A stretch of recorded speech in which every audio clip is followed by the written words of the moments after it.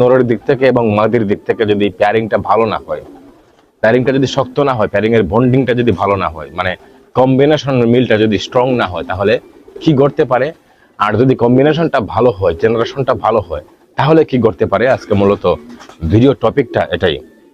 আপনারা আমার হাতের দিকে ফলো করেন, দুটা হাত সহযোগিতার জন্য হাত বাড়ানো হয়। একটা হাতকে কিন্তু আরেকটা হাত ধরে রাখতে হয় মজবুত করে।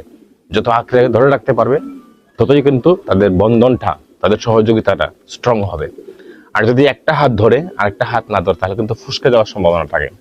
ঠিক তেমনিভাবে যারা আরো গভীরে গিয়ে সহযোগিতার হাত বাড়ান এবং একজনের প্রতি একজনের হাত ধরেন, তখন কিন্তু হাতটা এইভাবে ধরা হয়। এই ধরাটা কিন্তু আরো মজবুত।